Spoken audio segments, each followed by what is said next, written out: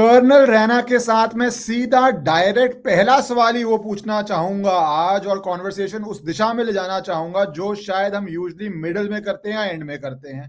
वो ये है कि बांग्लादेश के अंदर इतनी हिम्मत कैसे हो रही है कि वो इस तरह का जेनोसाइड कर रहा है। हम सब ने वो इमेज देखी किस तरह एक हिंदू को वो, और मैं नाम लेके भी नहीं कह रहा, मैं एक हिंदू को, क्योंकि आइडेंटिटी और as a Hindu was the primary reason कि उसको पुलिस बचाने की जगह मॉब को देती है, मॉब को देने के तरह जलाया दिया जाता है। और उससे पहले प्रोवोकेशंस बहुत हो चुकी थी, ये उस प्रोवोकेशन की एक जलती इमेज थी। तो ये हिम्मत कहां से आ रही है और भारत इस हिम्मत के जवाब में क्या करेगा कर्नल रैना? हिशकन जी, आपको भी नमस्कार, दर्शकों को नमस्कार। बड़ी दुख स्थिति है, बट फैक्ट ये है कि बंगाली जो साइक है, बंगाली मुस्लिम साइक, वो हमेशा से उग्र रही है। दर्शकों को शायद पता हो ना, मैं बता दूं कि 1906 में जब मुस्लिम लीग बनी थी, वो बंगाल में बनी थी, पाकिस्तान में नहीं बनी थी, जो आज का पाकिस्तान है, मतलब जिसको हम पंजाब से आइडेंटिफाई करते हैं। जिन्ना तो 1913 में आया। तो इनकी अगर आप हिस्ट्री उठा के देखें, पाकिस्तान की सोच की नींव, मुस्लिम लीग की नींव, डायरेक्ट एक्शन में हिंदू जिनोसाइड सब बंगाल में हुआ। तो बंगाल शुरू से ही बड़ा ही इनटॉलरेंट, इमोशनली ड्रिवन सोसाइटी है, specially when it comes to Muslims. 47 के बाद भी जिनोसाइड करते रहे। नेहरू जी ने बैन लगा दिया कि वहाँ खबरें यहाँ नहीं आनी चाहिए, बिकॉज हमारे देश में दंगे हो जाएंगे। तो ट्रेन रोक रोक के वहाँ पे पुल पे खड़ा करके गले काट के हिंदुओं को नीचे फेंकते थे। ये पहले हो रहा था। और मुजबिर रहमान, जिसको हम बड़ी याद करते हैं आज, वो भी सोहरावर्दी का असिस्टेंट ही था जब डायरेक्ट एक्शन में हिंदुओं को मारा गया था। तो इनकी उसमें कोई बदलाव नहीं आया। ये जैसे उग्र थे, कट्टर थे और emotionally charge, frenzy, mob mentality वाले लोग हैं, वो ऐसे ही हैं। तो वो जो कर रहे हैं तो वो तो करेंगे। अब दूसरा ये है कि हमने क्या करना है। देखिए, एक तो वहाँ की पॉलिटिकल सिचुएशन क्या है कि यूनुस के आने से पहले दो पार्टीज वहाँ पे लड़ती थी इलेक्शंस, एक शेख हसीना की, एक खालिदा जिया की। शेख हसीना को प्रो इंडिया माना जाता है बिकॉज मुजबिर रहमान को 71 में हम ने इंस्टॉल किया। जब वो 75 में उसकी पूरी फैमिली मारी गई तो ये जर्मनी में थी, तो हमने बचाई। तो इसकी थैंकफुल है हमारे लिए।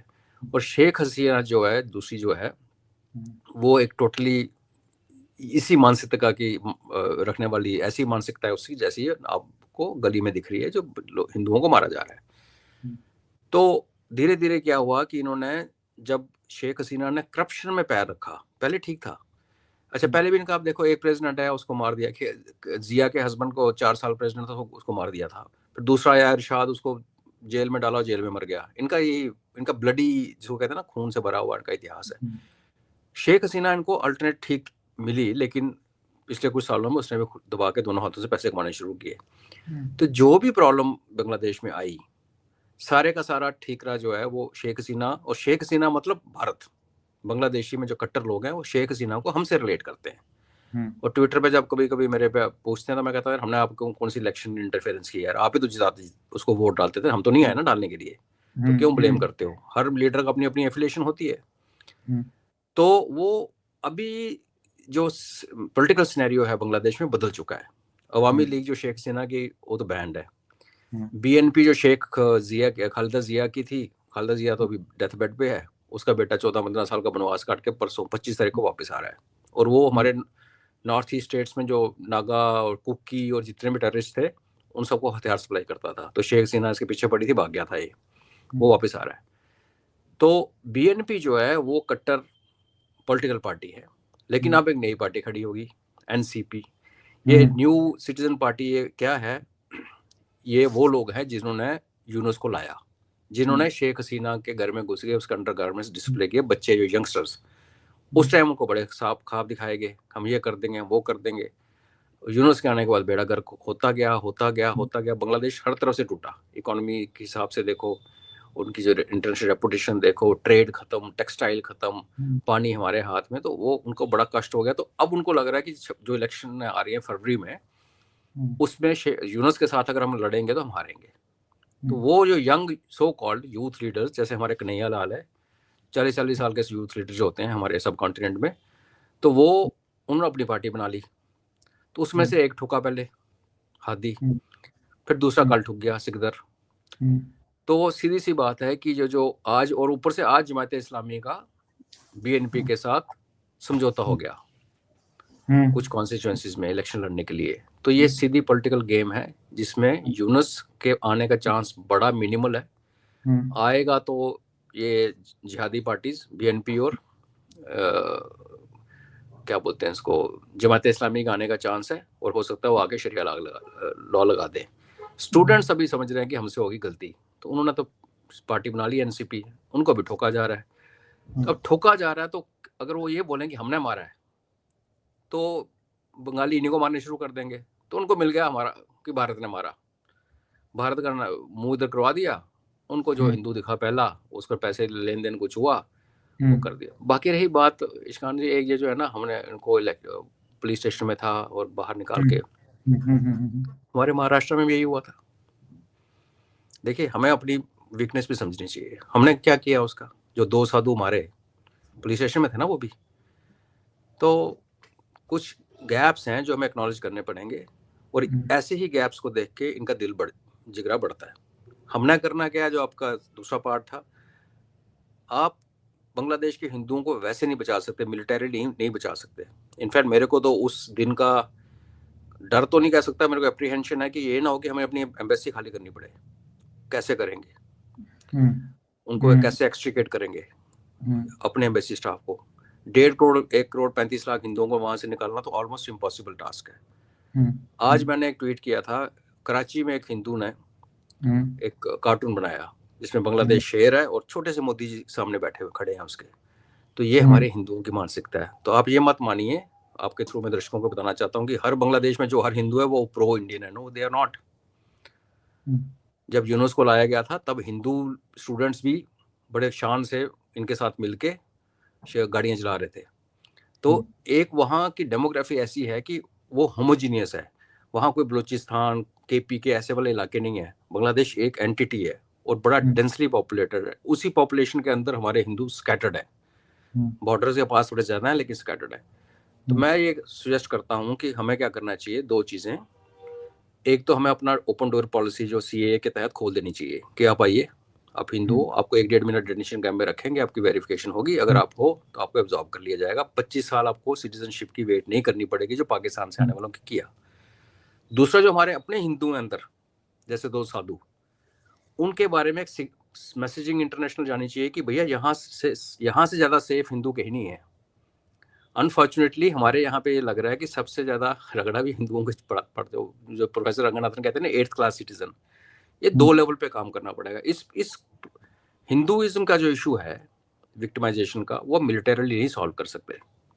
और वो चाहते हैं आप करें, वो चाहते हैं कि आप उनको पिटाई करें मिलिटरीली, फिर उनके इलेक्शन पोस्टपोन हो जाए, यूनुस बना रहे परमानेंट। अमेरिका और पाकिस्तान चाहता है कि आप यहाँ उलझ जाओ और फिर आप अपनी पूरी फोकस छोटी से मक्खी को मारने पे कर दो। तो मेरी बॉटम लाइन ये है कि इसको न्यूसेंस समझिए, अपने हिंदूज का वेलकम करने का स्ट्रक्चर ठीक कीजिए, भारत के अंदर जो हिंदूज हैं, माइनॉरिटीज, उनको सुरक्षित रखें, और पाकिस्तान के टुकड़े टुकड़े कर दो। पाकिस्तान जिसने टुकड़े टुकड़े होगा, ये कैंसर अपने आप काबू आ जाएगा, नहीं तो ये चलता रहेगा। कर्नल रैना, एज यूजुअल आपका ओपनिंग कमेंट्री इतना डेंस और इतना इंफॉर्मेशन पैक्ड है कि मेरे दिमाग में इसके अंदर से 8 सवाल आ रहे हैं। तो मैं अभी ये सोच रहा हूँ मैं किस दिशा में अपना सवाल को लेके जाऊं। तो मैं एक कमेंट करके फिर सवाल आता हूँ। जैसे आपने कराची में हिंदू ने जो किया, और ये उस धुरंधर मूवी में भी दिखाया गया कि फ्लाइट में थे तो वो शाउट करते हैं भारत माता की जय या समथिंग, और वो रिस्पॉन्स नहीं आता। तो इस पे एक कमेंट मेरा कराची पे लेके एक कमेंट है कि वी डू नॉट नो कि हिंदू नाम है तो एक्चुअली में हिंदू है या नहीं है, क्योंकि वहां तो कन्वर्जन के अंदर आपको पता ही है क्या क्या हुआ। दूसरी बात, जब आपकी अपनी जान का खतरा हो तो कितने लोग अपनी जान पे when definite they will lose life, क्या ये टेस्ट रखना हिंदूज के ऊपर एक विक्टिम के ऊपर अनफेयर टेस्ट है कि आप विक्टिम से एक्सपेक्ट करें? Not everybody is an army man, not everybody has the psyche of fighting. एक ordinary Indian in the ordinary person in the world. तो मैं ये साइकोलॉजिकल बात करना चाह रहा हूं आपसे कि क्या एक विक्टिम, एक परसिक्यूटेड, एक पीड़ित व्यक्ति के ऊपर ये टेस्ट रखना, is are we not being unfair and harsh to keep this test? Okay, मैं आपको बताता हूं कि पाकिस्तान में ऐसा है, हिंदू जमींदार हैं जिनके नीचे 3-3, 4-4 हजार बंधुआ मजदूर हैं। उन हिंदू जागीरदारों के पास किसी मुसलमान के जाने की हिम्मत नहीं पड़ती। तो विक्टिमाइजेशन ब्लैंकेट नहीं है, ये हमें लगता है। जब अगर आप कश्मीर नहीं आए बड़े सालों से, तो आज आपको ये लगता होगा यार कश्मीर में जाते गोली मार देते हैं। हम तो हर साल जाते हैं, पहले वर्दी में जाते थे, बिना कपड़े उस वर्दी के जाते हैं, कपड़े तो पहनते हैं ऑफ कोर्स। तो ऐसा नहीं होता, बाहर से देखने से कुछ और दिखता है, अंदर की सोसाइटी की डायनामिक्स अलग होती है। मैं खुद पर्सनली पाकिस्तान में और पीओजे के खास करके और बांग्लादेश में मैं बड़े सारे लोगों के टच में हूँ। जो अमीर हैं वो नहीं आना चाहते, उनका फंडा ये है कि हमने इतनी मेहनत की, करोड़ों बनाए, तो क्यों छोड़ें। तो हम कहते हैं भैया जान रहेगी तो बचोगे ना, उल्टा हम लोग उनको कहते हैं कि जान है तो।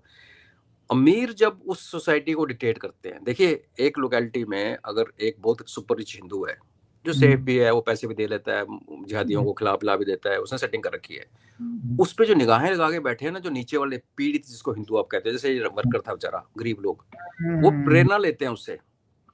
और वो बंदा अपनी सेफ्टी के लिए भी उनको बोलेगा नहीं नहीं यार सब ठीक है, मैं हूं ना, don't worry, we are here. तो सोसाइटी की डायनामिक्स ऐसे चलती है। तो उस टाइम देखिए, मैं कई बार आपको थोड़ा सा एक दूसरे टॉपिक पे लेके जाता हूँ, अगेन चीज बताने के लिए, कि जब हम लोग गोलियों की सामना कर रहे होते हैं, लड़ाई चल रही होती है ना, फायरिंग टेररिस्ट के बॉर्डर पे, हमें हमारे दिमाग में कोई भारत माता, फैमिली कुछ नहीं आती। उस टाइम जो मेरा बड़ी पैर मेरे साथ है, हम दोनों के सामने दुश्मन है, तीसरे बंदे का ख्याल नहीं होता, वो सब फिल्मों में दिखाया जाता है। हाँ, गोली लगने के बाद कहीं आता होगा, मुझे नहीं पता, फ्लैशबैक कभी लगी नहीं, इधर उधर से निकल गई, बट उस टाइम आपका फोकस सिर्फ उसको मार ठोकने पे होता है और अपने साथ वाले का नुकसान ना हो, एज एन ऑफिसर अपनी टीम का नुकसान ना हो, बस ये होता है। यही हाल डायनामिक्स वहां भी है। आप ये देखें कि मैं ये नहीं कहता कि विक्टिम्स नहीं है, I am in agreement with you, victimisation तो हुई है हिंदूज की, लेकिन देखिए 71 से पहले इनकी 70, तभी मैं आपको क्यों कहानी सुना रहा था कि 71 से पहले भी इनको ट्रेन से उतार के मारा, गले काटे जाते थे, तब तो उन्होंने बर्दाश्त कर लिया। फिर ऑपरेशन सर्चलाइट जब स्टार्ट हुई तो पाकिस्तान आर्मी ने इंटेलेक्चुअल मारने शुरू कर दिए, बांग्लादेश में उनकी रेप हुआ, हिंदूज का जो वहाँ मास रेप हुआ हिंदू लेडीज का मुस्लिम्स के साथ, उसके बाद हम वहां गए, हमने पूरा कैप्चर किया रास्ते, तो आप तब क्यों नहीं आए? देखो, तो ऐसा तो नहीं है ना कि आज ही शुरू हुआ, आप तो 47 से कटते चले जा रहे हो बांग्लादेश में। 71 में आपको एक अपॉर्चुनिटी मिली, अपनी फौज थी, अपनी गाड़ियां जा रही थी, अपनी गाड़ियां आ रही थी, तो आप आ जाते उठ के। तो मैं उनको टेस्ट नहीं कर रहा, मैं उनको जज नहीं कर रहा, मैं इसमें एक बैकअप और कल की ही बात बताता हूँ। मेरा एक बहुत क्लोज फ्रेंड है, वो कल उज्बेकिस्तान में था, कल उसका वहां से फोन आया, कहता सर मैं यहाँ के कराची के एक हिंदू से मिला हूँ जो उज्बेकिस्तान में बिजनेस करता है, वो इतना एंटी इंडिया है। और मैं उसको बोलता है तू एंटी इंडिया क्यों? कहता क्यों यार, हमारा देश है पाकिस्तान। तो देखो, सनातन तो पहले आपको सिखाता है कि जिस देश में रहते हो आप उसकी लॉयल्टी बना के रखो। तो अगर आप पाकिस्तान के लॉयल हो, तो अगर पाकिस्तान की किताबों में टेक्स्ट बुक में लिखा है कि हिंदुस्तान जो है वो दुश्मन देश है और वो ऐसे करते हैं, वो काफिर है, तो आप क्या एक्सपेक्ट करोगे? सो मैं, या maybe I have conveyed that point, नहीं, that is I wanted your opinion on this, क्योंकि मुझे जैसे धुरंधर मूवी थी ना, मैं थोड़ा मूवी पे, वो तो इंडियंस ही थे, मैंने देखी नहीं। अच्छा, उसमें एक सीन दिखाते हैं कि वो हॉस्टेज में जाते हैं, तो he shouts and nobody shouts back. I forgotten क्या शाउट था, भारत माता की जय या सम सिमिलर पेट्रियोटिक या स्लोगन था, तो वही पीपल डोंट शाउट बैक। तो उस पे मुझे लगा, उस मूवी में, आई लव द मूवी, मुझे लगा कि क्या अगर प्लेन में आप होस्टेज हैं, क्योंकि एक कॉन्सेप्ट है वहां तो अल तकिया का, जहां बोलते हैं अपनी आइडेंटिटी भी हाइड कर लो आप जब समय विपरीत हो, है ना, that is a war doctrine and it is interesting thing to study. Versus हम यहाँ पे ये एक्सपेक्ट कर रहे हैं जहाँ पे speaking like that for ordinary family man could be very very risky. तो क्या ये अनफेयर एक्सपेक्टेशन है इन दैट सिचुएशन? ये एनीवेज बांग्लादेश से कंसर्निंग नहीं है, बट ये एक साइकोलॉजिकल चीज। हम लोग एक्सपेक्ट नहीं करते कि वो हमारे नारे लगाएं, जो हमारे ओपनली मरना थोड़ी उन्होंने, वो हम भी समझते हैं अगर आप पाकिस्तान के अंदर बंदों जिंदा बोलो तो आप तो काट दिए जाओगे। हम ये एक्सपेक्ट करते हैं कि अगर आपको हमारे से इतनी एफिलिएशन है तो आप आइए हमारे पास, कम टू इंडिया। आने के लिए भी तो सीए ने अब पिछले 10 साल में एक सिचुएशन इंप्रूव की है। How many were going to be rehabilitated, हमने देखे हैं किस तरह। यहाँ पे भी जैसे आपने बहुत इंटरेस्टिंग बात बोली कि जो साधुओं के साथ वहां पे पालघर में हुआ था, अपने अंदर झांकिए, या कश्मीर में जो हुआ, पहले अपने अंदर झांकिए और फिर बात कीजिए कि आप कितना प्रोटेक्ट कर रहे हैं।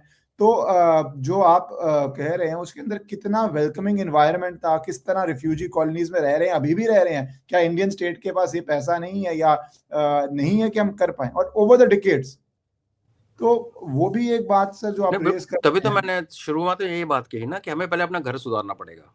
हमें जो ज्यूज को इजराइल कॉन्फिडेंस देता है कि आप मरते मरते पहुंच जाओ यहाँ पे, वंस यू इनसाइड इजराइल हम आपको संभाल लेंगे, वो एश्योरेंस हमें देना पड़ेगा हिंदूज जो बाहर हैं।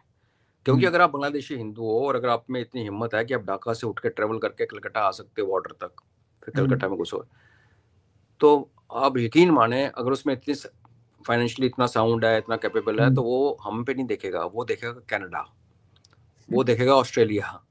क्यों आए भाई हमारे पास? Fair point, very fair point. इसलिए मैंने वो स्टार्ट में आपको बताया, साधुओं की बात कही कि स्ट्रक्चर हमारे अपने का भी ठीक करने की जरूरत है यहाँ पे, और उनको फिर वेलकम करने की भी जरूरत है। लेकिन मिलिटरली हम उनको वहां से नहीं उठा सकते। अगर हमने एक घुस भी गए ना एक डिस्ट्रिक्ट में, तो बाकी में कत्लेआम शुरू हो जाएगा, बिकॉज वो 25 करोड़ है, ये 1 करोड़ है और बिखरे हुए हैं, तो बहुत बड़ा रिस्क है। तो अभी हमें स्ट्रक्चर ठीक करने में शायद साल लग जाए। अब देखो ये सिविलाइजेशन चर्न है, ये ओवरनाइट नहीं हो सकता। 2014 के बाद भी एक्चुअली रिफ्यूजी के लिए कुछ किया नहीं गया ज्यादा, टू बी ऑनेस्ट। अभी ऑफ लेट हुआ है, पहले वो दिल्ली में पड़े रहे, फिर राजस्थान में कहाँ पड़े हुए हैं, फिर एनजीओज आ गई बीच में, एनजीओज ने काम शुरू किया। तो दोनों स्तर पे काम कीजिए। इसके अलावा हिंदूज के नाम पे एक लड़ाई लड़ना बांग्लादेश के लिए, I will not advocate, it's not worth it. आप नहीं बचा पाओगे, उल्टा मरवा दोगे। That's my point. That is absolutely sir, कि अगर हम एक जगह घुस रहे हैं तो उसके सेकंड, थर्ड, फोर्थ ऑर्डर हमें समझना पड़ेगा जो रिस्की है। तो अब जो आपकी पहली स्टेटमेंट में एक बड़ी इंटरेस्टिंग बात है कि चुनाव हो रहा है वहां पे। अब चुनाव के अंदर ये जो स्टूडेंट्स लीडर खड़े हुए, तो दो तरह के वहां पे र्यूमर शुरू हुए। पहले ये शरीफ हड्डी को लेके, जिसकी वजह से आपके भी बहुत ज्यादा सोशल मीडिया पे एक मॉब लिंचिंग आपके ऊपर करने की कोशिश कर रहे थे, वो कहाँ के हैंडल, कुछ हैंडल्स उसमें भारत के अंदर से भी। और दूसरा सर ये जो सिकंदर जो भी नाम है उसके ऊपर भी सिकदर। तो अब ये कहा जा रहा है, 3 वहां पे व्यू चल रहे हैं। एक व्यू कह रहा है कि भैया ये तो इंडिया ने करवाया है, अननोन मैन स्ट्रेटेजी। दूसरा व्यू कह रहा है कि वहां की एग्जिस्टिंग रूलिंग पॉलिटिकल पार्टीज करवा रही हैं, क्योंकि ये पॉपुलर हो रहे थे। स्टूडेंट्स की एनर्जी होती है, कई बार they can sweep the election, जैसे हमने दिल्ली में देखा स्वीप हुआ था, या असम में 80s में जब इलेक्शन स्वीप हुआ था। या फिर तीसरा कह रहे हैं उसी पार्टी के अंदर स्टूडेंट्स के अंदर भी एक पावर स्ट्रगल है। तो 3 ऑब्वियस एंगल्स हैं इसके। तो किस एंगल की तरफ आपको लग रहा है कि पॉसिबिलिटी ज्यादा है? या चौथा है, कुछ लोग कह रहे हैं कि कोई फॉरेन पावर्स नॉन इंडियन वो डिस्टेबलाइज करने के लिए रहता फैला रही हैं। तो बहुत सारी पॉसिबिलिटीज हैं। नहीं, ये 3 तो है इसमें, क्या देख लिया? 3 तो है। मैं आपको बताता हूँ कैसे, how we look at this. Bharat के ऊपर जो इन्होंने इल्जाम लगाया, जैसे मैंने कहा कि आपने उनको पागल, अपने घर तो नहीं बुलाना ना यूनुस ने मार खाने के लिए। जब बीएनपी वालों ने जो मर्डर कराया, हादी का पता लग गया अभी, तो वो बीएनपी के लीडर जला भी दिया इन्होंने बाद में। एक उसकी 3 बेटियां और उसको जला दिया, एक छोटी बेटी मारी गई जल के और 2 बच गई। लेकिन बीएनपी के लीडर को, बिकॉज हादी को बीएनपी ने मारा ना, पता लग गया। लेकिन स्टार्टिंग में इन्होंने हमारा एंटी इंडिया नैरेटिव शुरू किया, उससे पहले हम ट्वीट कर चुके थे। अब ये तो इंसिडेंट हो गया, जो व्हाटएवर। तो हमें कोई, हम लोग नहीं ये कर रहे, और अगर कर रहे हैं तो अगर वो अपनी बदतमीजी करते हो कि 7 स्टेट्स हमारी हैं, ये है वो है, तो नेचुरली देखिए ट्रिगर दबाने वाला लोकल ही होता है, करे कोई भी। अब यहाँ से उठ के कोई पंजाब से तो कोई जाएगा नहीं, कोई जगतार सिंह वहां मारने के लिए, तो वहां मारने वाला वही होता है। तो उसको सीधा इंडिया की इम्प्लीकेशन क्लियर ये दिख रही है कि उन्होंने कत्ल किया, जिसने भी किया, और भारत के नाम लगा के हमारे पीछे लगा दिया पूरे मॉब को, जाओ तुम एम्बेसी घेर लो, ये कर लो। वो ड्रामा चलता रहा। फिर हमारे चीफ साहब ने बात की, आर्मी चीफ ने, और ये एक बहुत बड़ी डाइवर्शन या डिविएशन भारत ने की। मुशर्रफ रोता था कि मेरे से बात करो, जब वो प्रेसिडेंट नहीं बना था, जब उसने कू किया था, भारत ने कहा था हम फौजी से बात नहीं करते, हम डेमोक्रेसी हैं, हम इलेक्टेड गवर्नमेंट से बात करेंगे। फिर उसने अपने आप को चीफ एग्जीक्यूटिव ऑफिसर बनाया, तो भी हमने उसको बोला हम तेरे को रिसीव नहीं करेंगे। फिर उसने हम लोग को प्रेसिडेंट एलिवेट किया, फिर वो भारत आया था, और फिर आगरा की टॉक्स हुई थी। लेकिन यहाँ क्या हुआ, बांग्लादेश में पहली बार हमारे आर्मी चीफ ने अपने आप तो की नहीं होगा, ऊपर से आदेश आया होगा, उन्होंने जैसे बात की तो आपने देखा उसके बाद ठंड पड़ गई, ठंडे हो गए।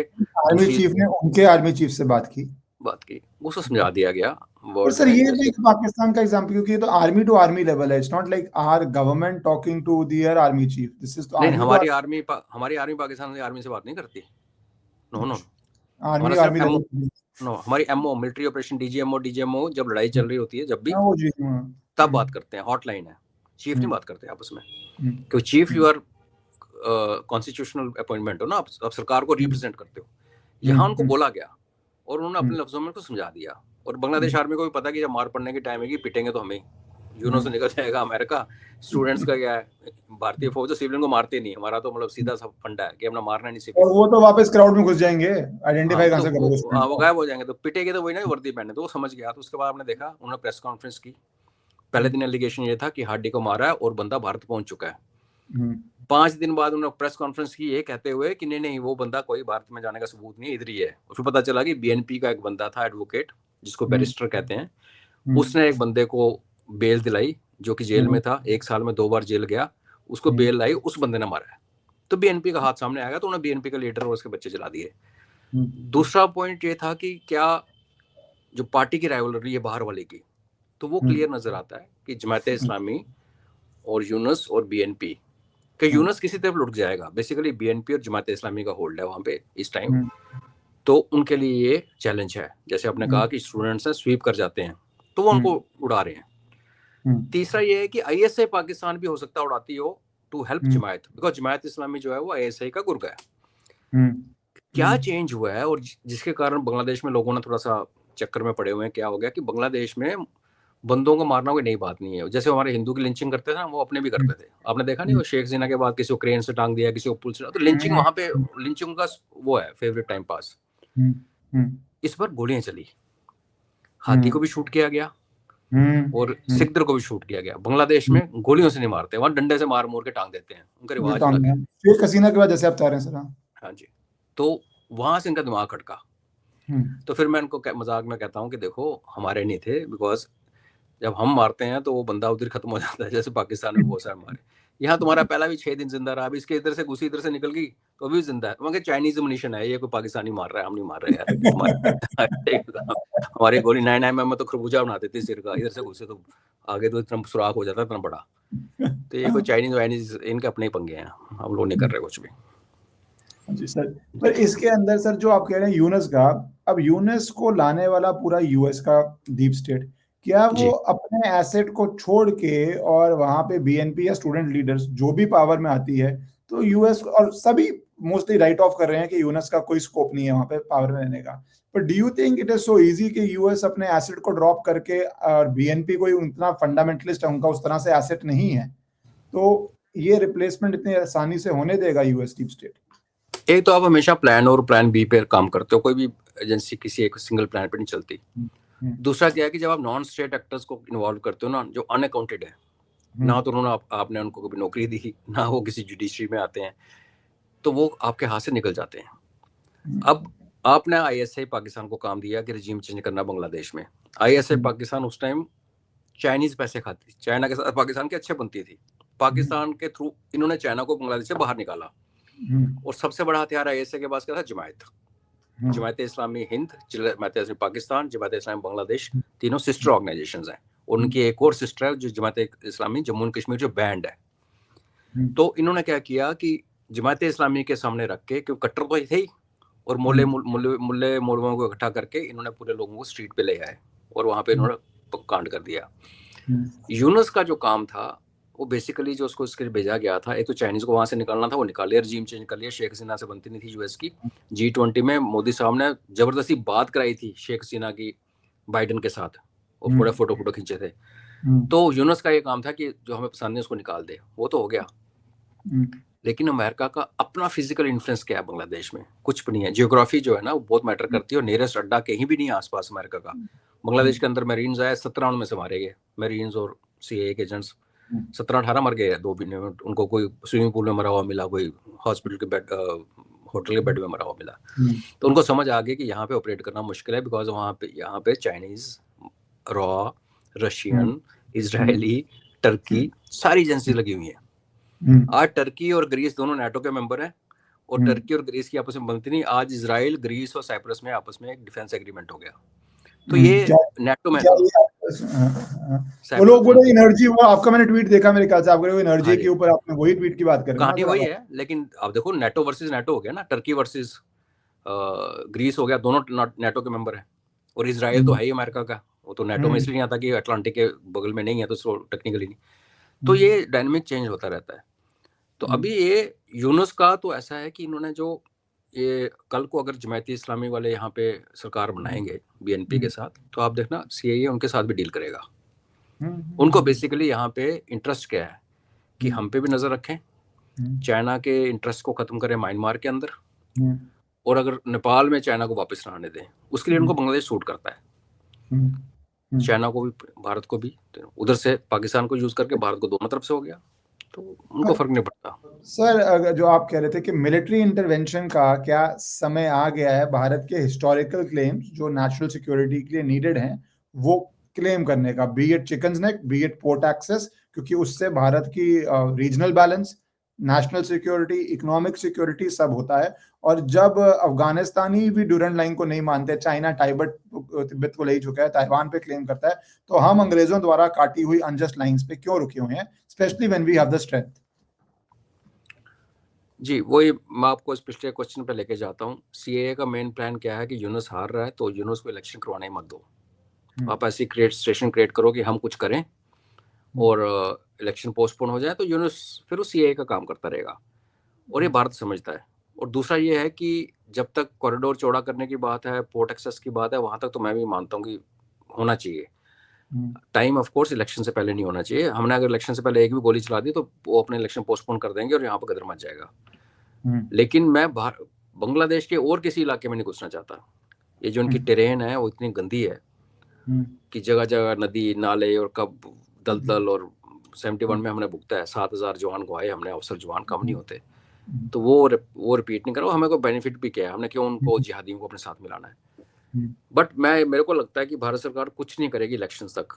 अब इलेक्शंस भी देखिए, अगर हुए फेयर तो यूनुस गया, तो वो जो यूनुस की जगह जो ये बन रहा है बीएनपी जमात इस्लामी का संगठन, अगर ये बन गया तो वो तो उससे बदतर है, वो तो आते शरिया लगाएगा और वहां पे हिंदुओं का जीना और मुश्किल हो जाए। तभी मैं कह रहा हूँ अपना मीनवाइल हम अपना स्ट्रक्चर ठीक करें, अंदर वाले काम ठीक करें, गेट खोलें और प्रोसीजर ठीक करें सिटीजनशिप देने का। और अगर वहां पे अनफेयर इलेक्शंस हुए, क्योंकि पाकिस्तान जो अनफेयर इलेक्शन कराने का चैंपियन है और उन्हीं की बात सुन रहा है आज, अमेरिका तो बांग्लादेश से डायरेक्ट डीलिंग करता है, they are dealing through Pakistan, तो वहां सिविल वॉर शुरू हो जाएगी, बिकॉज स्टूडेंट फिर नहीं मानेंगे, फिर यहाँ पे मार्केटाई शुरू हो जाएगी। दोनों सिचुएशंस में जो भी करना हमने, और जिस तरीके से हमें ललकार रहे हैं और हमसे पंगा लेने की कोशिश कर रहे हैं, और सरकार को मैं हमेशा कहता हूँ कि हमारे पास अभी वो अपीजमेंट और खुश करने वाली पॉलिसी वाला टाइम खत्म हो गया। अभी प्याज गया तो कल वो भी बुरा लग रहा है क्यों गया, बट वो प्रीवियस कॉन्ट्रैक्ट है, चलो खत्म हो गया, इसके बाद नहीं जाएगा। तो यस, नहीं सर, प्याज पे पर सोशल मीडिया पे बहुत विवाद हुआ है, लोग कह रहे हैं शत्रु बोध नहीं है, आपके वहां पे मर रहे हैं, मैंने भी ट्वीट किया, आपने भी किया, मैं तो कल मैंने ही इनफैक्ट स्टार्ट किया था कल क्योंकि बुरा लगा मेरे को। क्यों भाई, नहीं करना चाहिए। हम लड़ाई नहीं करना चाहते, इसका मतलब थोड़ी बाकी चीजें बंद नहीं कर सकते। ट्रेड बंद कर दो, आप बिजली बंद कर दो, उन्होंने पैसे नहीं दिए, बिजली को सरकार देगी, अडानी को क्या फर्क पड़ता है। तो समय आ चुका है, यस, लेकिन हमें बड़ा सोच समझ के अपना लिमिटेड काम करना चाहिए। और जो आप कह रहे हैं कि उनकी जो थ्रेट है हमारे नॉर्थ ईस्ट में, उसको आप एक मिलिट्री थ्रेट ना गिने, हमें उनसे कोई खतरा नहीं है। सर मेरे को लगता है कई बार मिलिट्री थ्रेट तो ऑब्वियसली नहीं है आप, बट कई बार जब आपके बैकयार्ड में एक व्यक्ति इस तरह की बातें कर पाए, चुनौती दे पाए, आपके लिए ग्लोबल स्टेज पे वो बहुत अच्छी इमेज नहीं जा रही, क्योंकि हर नेशन अपनी पावर डोमिनेंस करता है। यूएस ने वो मॉनरो डॉक्ट्रिन निकाली थी सर, जो हम पढ़ते थे स्कूल में कि साउथ अमेरिका पूरा मेरा, तब वो न्यूली इंडिपेंडेंट देश था, 30-35 साल हुए थे उसको जब उसने अपनी मॉनरो डॉक्ट्रिन निकाल दी थी। फिर उसके बाद यूरोप में नेटो कर दी, सोवियत ने जब पीक पे था सोवियत ब्लॉक ऑफ इन्फ्लुएंस किया। यहाँ तो हमने जिसको पैदा किया हुआ है उसके अंदर वो ऐसी बातें कर रहा है, तो there I believe has to be some cost, some sanctions. Russia ने अपना चेचन्या से लेके यूक्रेन तक पूरे यूरोप के अगेंस्ट कर दिया। हम क्या कई बारी बहुत ज्यादा पैसिव, बहुत ज्यादा डिफेंसिव होते हैं, पानी बढ़ता जाए विदाउट एनी कॉन्सिक्वेंस, वो बाकियों को भी इनबोर्डन करता है। मैं पाकिस्तान की बात कर रहा हूँ, थोड़ा पाकिस्तान पे आऊंगा मैं इसके बाद। नहीं, पाकिस्तान की तो पिटाई की है, और पाकिस्तान कल तो चीफ कह रहा था कि अल्लाह ने आगे बचाया उनको, सही अल्लाह ने बचाया, बाकी तो खत्म। वो अल्लाह की लगता है वो हमारे मोदी साहब के ऑफिस में आके बोला छोड़ यार। देखिए बांग्लादेश में क्या इशू है कि जैसे मैंने कहा इलेक्शन से पहले हमने कुछ नहीं करना। आपकी बात बड़ी सही कि अब एक 5 स्टार बना के बैठे और बगल में कुत्ता भौंकता रहे दिन रात, तो 5 स्टार में गेस्ट नहीं आएंगे, वो लिखेंगे वहाँ कुत्ते के भौंकने की आवाज आती है, वो तो अंडरस्टूड है। तो आई थिंक एक टाइमिंग की बात है, इलेक्शन से पहले हम नहीं भिड़ना चाहते। और दूसरा जो गली से आवाजें आ रही हैं हम नॉर्थ ईस्ट को ये कर देंगे, वो ये कर देंगे, उसकी सरकार जवाब नहीं देगी, देना भी नहीं चाहिए। उसके जवाब देने के लिए हम लोग बैठे हैं। जब यूनुस ने 7 सिस्टर्स का मैप दिखाया था तो हमने डिप्लोमेटिकली ऑब्जेक्ट किया, और फिर उसने बोला नहीं नहीं वो तो मैं कह रहा था ट्रेड, हम एक दूसरे पे डिपेंडेंट है, तब वो पलटी मार गया था। तो सरकार वही रिस्पॉन्ड करेगी वर्बली जहाँ पे उसको करना है, जो उसकी डिग्निटी कहती है।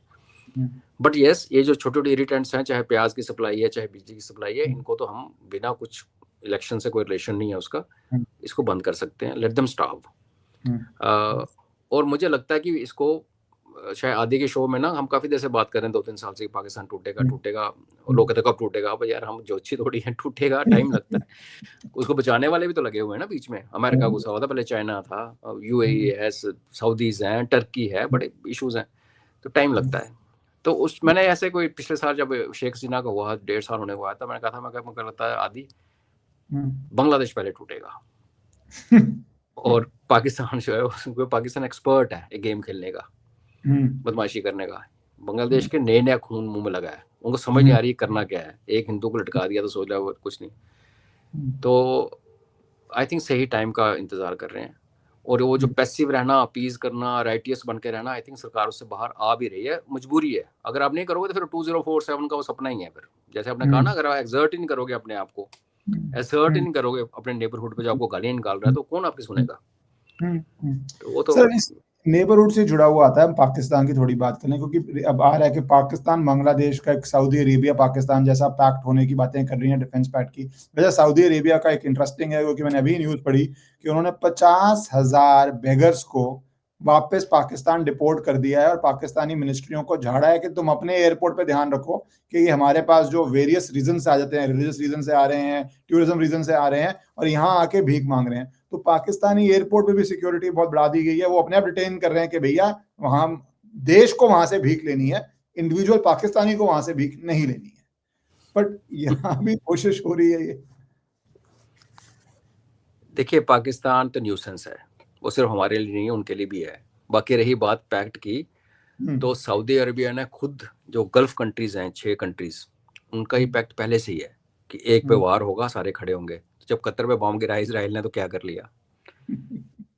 सऊदीज देखो, वो अरबन नाइट्स का आपको याद होगा, बचपन में कार्टून पढ़ते होंगे, बेली डांसिंग हो रही है, दारू चल रहा है in the land of Mecca and Medina. वो रॉयल लोग हैं, वो गीत उड़ा लिया, ईगल उड़ा लिया, बैट लगा ली। एक यूएस का वहां पे यूएस का एम्बेसडर था, उसकी वाइफ एक सेरेमोनियल उसमें गई, इनवाइट किया था रॉयल्स ने। तो हमारे भी हम फौजी जब जाते थे पहले, तो लेडीज को सऊदी अरब एयरपोर्ट पे उतरते ही बुर्का पहनना पड़ता था। आप जिस मर्जी मजहब के हो आपको पहनना पड़ता था। अभी उसने बंद कर दिया प्रिंस सलमान ने। तो वहां एक जो शेख का भतीजा भांजा था, उसने कहा उसको ब्यूरोक्रेट को, डिप्लोमेट को, कि तेरी वाइफ मेरे को चाहिए। उसने कहा हाउ डेयर यू। तो उसने कहा नहीं मेरे को चाहिए यार। कितने ऊँट चाहिए तेरे को? 40, 60, 100? तू ऊँट बोल कितने चाहिए। तो जब उसने प्रोटेस्ट किया तो उसको बताया गया भैया तू बुरा मत मान, यहाँ ऐसे ही होता है, किसी को किसी की बीवी पसंद आ जाए तो उसको ऊँट देते हैं रॉयल्स, और बीवी रख लेते हैं थोड़े दिन के लिए। तो फिर उसको वहां से निकलना पड़ा अपनी वाइफ को लेके, बिकॉज वो फिर तो ऐसी कंट्री आपको लगता है लड़ाई करेगी पाकिस्तान को बचाने आएगी? पाकिस्तान के साथ पैक्ट है उनका। अब पाकिस्तान ने बांग्लादेश के साथ पैक्ट कर लिया, कौन किसको बचाए? तो ये ऑप्टिक्स हैं। कल लीबिया में ये बैठा हुआ था मुल्ला मुनीर और कह रहा था कि हमने भारत की जो पिटाई की है उसमें 95% हमारा self home made indigenous equipment था। इमेजिन। हाँ, अगर आप टारमैक की रनवे की लंबाई बोल रहे हो तो पाकिस्तान ने बनाई है, एक्चुअली पैसे बाहर से हैं, बनाए तो पाकिस्तानियों ने, वो मैं मान लेता हूँ। और उनके साथ जेट बेचने का सौदा करके आ गया। अब लीबिया के ऊपर सैंक्शन है, अगर आप लीबिया को वेपन बेचोगे तो आप सैंक्शन लिस्ट में आते हो। यूएन का सैंक्शन है, यूएन को कंट्रोल करता है यूएस, और लीबिया में इसको भेज दिया भोंकने के लिए, बिकॉज रशियन जो है वो ईस्टर्न लीबिया में आ गए।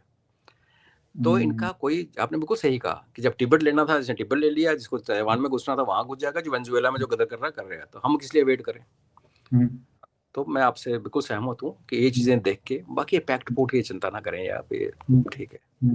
क्योंकि पाकिस्तान के द्वारा ड्रीम, जैसे अफगानिस्तान के समय वो चाय पीने गया जो कन्विक्ट हो गया बेचारा, तो वो स्ट्रेटेजिक डेप्थ मांग रहे थे। अब उनका दोबारा सपना शुरू हो गया है कि भैया ईस्ट फ्रंट वेस्ट फ्रंट दोनों फ्रंट पे हम इंडिया को घेर लेंगे। तो पाकिस्तान बेसिकली आई थिंक अंदर एक सेल्फ अवेयरनेस तो है कि हम इंडिया को अकेले नहीं झेल सकते हैं, ये उनके अंदर बहुत पहले से है। तो उस अटेम्प्ट के अंदर अब ये दोबारा वहां से, क्योंकि डेंजर क्या है अगर पैक्ट के अंदर उनका टेररिज्म पैक्ट ही हो जाए कि भाई टेररिस्ट एक्टिविटी बांग्लादेश से आ जाए, तो वो इंडिया के लिए, और रेड फोर्ट वाला जो ब्लास्ट हुआ है उसके कई लिंक्स वहां मिले हैं, तो दैट एक नया डायमेंशन इंडिया के लिए ऐड कर देगा, क्योंकि कन्वेंशनल वॉर नहीं बस की है, टेरर में तो उनकी पीएचडी है। इसलिए मैंने क्यों कहा कि आप बांग्लादेश को बर्दाश्त कीजिए और पाकिस्तान को तोड़ दीजिए, क्योंकि फाउंटेन हेड वहां पे है। और दूसरी बात रही चेंज ऑफ स्ट्रेटजी, देखिए 62 में जब हमारे नेहरू जी ने कहा था हमें फौज की जरूरत नहीं, फिर मैं मार पड़ी, तो 65 में पाकिस्तान का अभी तो मौका है, ये भी पिट के आए हैं, हम इनको चेप देते हैं। और वो हमारा एक समझौता हो रहा था कश्मीर पे, जो कि बड़ा घटिया समझौता था, कि हम कश्मीर का काफी पोर्शन पाकिस्तान को दे रहे थे, ऑलमोस्ट फाइनलाइज हो गया था, नक्शे वक्शे बन गए थे। इतने में पाकिस्तान ने शक्सगाम वैली जो थी पीओजे की चाइना को दे दी 63 में, समझौता टूट गया हमारा। तो इनको चाइनीज ने कहा कि तुम, हमने इनको पीटा, तुम भी जाओ, घुस जाओ अंदर, हमारे तरीके से घुसो, इन्फिल्ट्रेशन करके। 65 में इन्फिल्ट्रेशन से अटैक किया और फिर पिट गए। 71 तक भी उनको थोड़ा शक था कि चलो 65 में पिट गए, अभी 71 में देख लेंगे। उनको पता नहीं था कि भारत इंटरवीन करेगा 71 में, उन्होंने अपना, तो जब टूट गया ना तो उनको उसी दिन समझ आ गई कि हम भारत से कन्वेंशनली नहीं जीत सकते। उसके बाद भारत ने किया न्यूक्लियर टेस्ट, और हमारी मैडम ने कहा कि हम पाकिस्तान को भी टेक्नोलॉजी देते हैं, उन्होंने दी नहीं, शुक्र करो। अगला टेस्ट 98 में होता है, ऑलमोस्ट 25 साल के बाद, और हमारे 2 हफ्ते बाद पाकिस्तान करता है। लेकिन सरप्राइजिंग चीज ये है कि अगर आप 1984, 85, 86 के यूएस की रिपोर्ट्स पढ़ें, तो उसमें ये लिखा हुआ है कि भारत और पाकिस्तान के बीच में एक न्यूक्लियर युद्ध हो सकता है कश्मीर को लेके। तो कोई इनसे ये पूछे कि जब भारत तो न्यूक्लियर हो गया था, पाकिस्तान तो न्यूक्लियर नहीं था 98 से पहले, तो कौन सा युद्ध की बात कर रहे हो तुम। तो फिर बात पता चलती है कि 1990 में अमेरिका ने इसको पहले भरोसा दिया हुआ था। चाइना का अमेरिका के साथ 71 से पहले कोई डिप्लोमेटिक रिलेशन नहीं था, पाकिस्तान ने करवाया था। कैसिंगर जो था वो पाकिस्तान आया और यहाँ से गया था वो, और रिलेशन तो अमेरिका ने इसको गोदी में बिठा रखा था, मार पड़ी हुई थी बुरी तरह से। तो 90 में इन्होंने एक टेस्ट किया, न्यूक्लियर टेस्ट चाइना के अंदर, उसमें जो डिवाइस था वो अमेरिकन था, क्योंकि तब चाइना से भी अमेरिका को बड़ा प्यार था। तो ये 71 के बाद चाइना को अमेरिका ने किया है।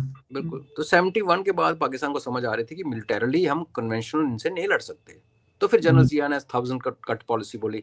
अब 1000 कट में तो मार पड़ती है ना, जैसे अब पड़ी सिंदूर में, लेकिन उनको क्या था, पीछे न्यूक्लियर बैकअप आ गया था जो अमेरिका ने दिया था। लोगों को नहीं पता था, हमारी सरकार को पता था। जब 99 हुआ तो 99 में तो 98 में कर चुके थे अपना टेस्ट, तो वाजपेयी साहब ने कहा लाइन ऑफ कंट्रोल क्रॉस नहीं करनी। तो अगले 20 साल ये गेम खेलते रहे कि हम न्यूक कर देंगे, हम न्यूक कर देंगे, हम आधा पाओ वो स्टेटमेंट आने शुरू हो गए। टैक्टिकल न्यूक्लियर वेपन जिसको कहते हैं छोटे वाले, वो हमने सिंदूर में तोड़ दिया। सिंदूर में कहा तुम्हारी ऐसी की तैसी लाओ जरा, उसमें अमेरिका हर्ट हुआ। तो मुझे क्या लगता है अभी कि आने वाले समय में, मतलब फोर्सिएबल, जिसको आप 3 महीने 4 महीने 2 महीने कुछ भी कह सकते हो सकता कल ही हो जाए, एक चपट दिल्ली ब्लास्ट के बदले में पाकिस्तान को लगेगी। और हो सकता है कि उसके साथ साथ बांग्लादेश भी चिप जाए, क्योंकि आप जो कह रहे हो कि टेररिज्म का, वो तो उनके मुनीर ने खुद कहा था सिंदूर के बाद कि अगला जो भारत पे आएगा खतरा वो मशरिक से आएगा। तो मशरिक में वही है। तब हम सोच रहे हैं कि नेपाल से ना आ जाए, नेपाल में ऐसे का गढ़ है, लेकिन वो सरेआम आ गया यहाँ से। तो मैं आपसे सहमत हूँ कि वो हमसे मिलिटरली कुछ नहीं कर सकते, बांग्लादेशी भी पाकिस्तानी भी, लेकिन हमें न्यूसेंस क्रिएट कर सकते हैं, ये धमाके धमुके ये कर सकते हैं, बिकॉज उनके 4-5 करोड़ यहाँ लोग रहते हैं। तो आई थिंक एक टाइम आया कि अभी हम दोनों को एक शॉर्ट एंड स्वीट डोज देके, बिकॉज अभी भारतीय फौज जो है वो टेररिस्ट अटैक ठिकानों पे अटैक नहीं करेगी। अभी क्लियर है कि वो फौजी ठिकानों पे होगा और पॉलिटिकल लीडरशिप पे होगा। इनको क्रिपल करके यहाँ से बांग्लादेशियों को दफा करें उस विंडो में, और उसके बाद आप ये मत माने कि सब ठीक हो जाएगा। पाकिस्तान फिर बदतमीजी करेगा, उससे बदतमीजी करवाई जाएगी। और वो वॉर में 1-2 साल के बाद होता हुआ दिख रहा है कि उसमें एक लंबी लड़ाई शायद में लड़नी पड़े, जो तबाह बर्बादी टाइप, लेकिन लंबी। क्योंकि इंडियन प्रेशर भी सर एक तरह से अगर मैं बोलूं, क्योंकि डेमोक्रेसी में एक सोसाइटी का प्रेशर है फॉर एनी गवर्नमेंट।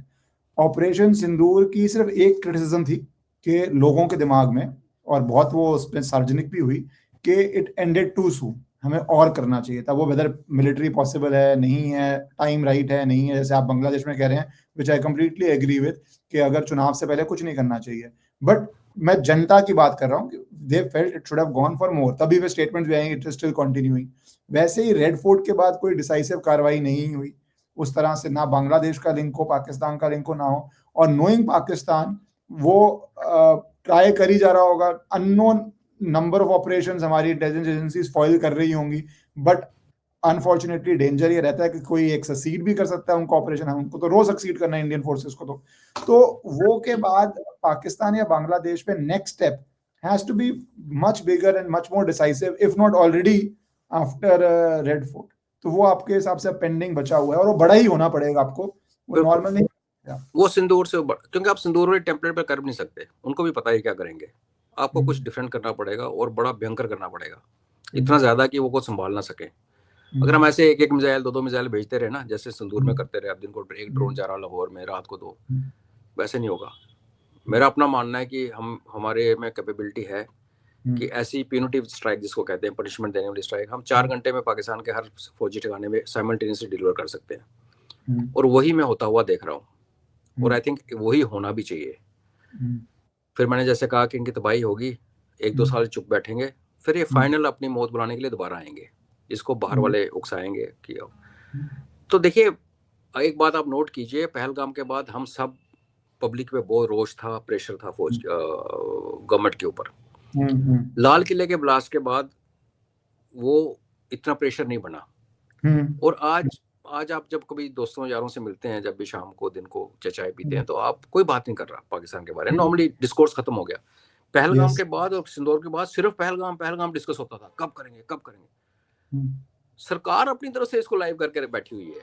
कभी रक्षा मंत्री कुछ बोल देते हैं, कभी आर्मी चीफ कुछ बोल देते हैं, कुछ एयरफोर्स, क्योंकि कॉन्फिडेंस है। तो ये हमें जनता को समझना चाहिए कि अब हम चुप हो चुके हैं प्रैक्टिकली। सरकार हर हफ्ते में कोई ना कोई आर्मी चीफ, एयर चीफ, रक्षा मंत्री, वेस्टर्न आर्मी कमांडर एक बयान दे देता है। जैसे आप कह रहे हैं, वेरी ट्रू, क्योंकि अब नॉर्मल कॉन्वर्सेशन में यही देश की होता भी है, लोग अपनी नॉर्मल जिंदगी में बिजी हो जाते हैं, बात भूल जाते हैं। बिहार इलेक्शन की बात कर ली है, वेस्ट बंगाल की बात हो गया, अभी बंगाल असम इलेक्शन आएगा, यूपी आएगा, इकोनॉमी की बात होगी, डॉलर कहाँ पहुंच गया, कहाँ। सरकार इसको पर कहीं तरह से दबने नहीं दे रही है। सो दैट मींस, पर वो इंडियन ऑडियंसेस के लिए तो बोल रहे हैं या वेस्टर्न वर्ल्ड को मैसेज दे रहे हैं सर? सबके लिए। अगर आप पावर हैं तो वो सब देखेंगे ना। आज से 50 साल पहले कौन बॉदर करता है इंडिया में क्या हो रहा है, वो केयर, नोबडी केयर। आज लोग देखते हैं। तो जब सरकार ऐसे बातें करती है, सरकार के लिए इजी रास्ता क्या था कि चुप हो जाती, बोले हमने ये रोक दिया, वो रोक दिया, ये हो गया, पर सरकार ही चुप नहीं कर रही। तो इसका मतलब ये है कि, और देखिए मोदी सरकार की जो टाइमिंग है वो हमेशा वो बियॉन्ड इमेजिनेशन होती है। चाहे पॉलिटिकल टाइमिंग हो, चाहे इकोनॉमिक टाइमिंग हो, चाहे मिलिट्री टाइमिंग हो, वो mindset of timing is impossible to predict किसी भी फील्ड के अंदर। Thank you sir for your time. और जो आपने, सॉरी आप कुछ बोल रहे थे, सॉरी मैं कह रहा हूँ, हम एज ए कॉमन सिटीजन हमें कई इनपुट्स भी नहीं होते कई चीजों की, तो हम अपना क्यास लगाते हैं। तो मैं हमेशा ये कहता हूँ कि यार, जब इतना बड़ा डिसीजन जब किसको ठोकना है, क्या करना, ये सरकार ही बेस्ट पोजीशन में है। और जब वो होगा तो फिर हमें पीएल लेके सुप्रीम कोर्ट में पकड़ना चाहिए कि बंद करो जैसे होने वाली, वो हमारा काम है कि नहीं करना, सपोर्ट करेंगे। वो भी अच्छा है, मैं तो बोलता हूँ उसमें लोग एक्सपोज ही होते हैं। डिफेंस पॉलिसी में कोर्ट्स आर वेरी क्लियर कि दीज आर डिफेंस पॉलिसी, इस बार भी कोर्ट्स आर वेरी क्लियर कि defence policy decisions, national security decisions में टाइमिंग में इनपुट ही नहीं है किसी के पास, except very very few people जिनके पास इनपुट है कि वो डिसाइड करें, and that's the system sir. Thank you sir, thank you so much for your time sir. Thank you. जय हिंद, जय भारत। जय हिंद सर।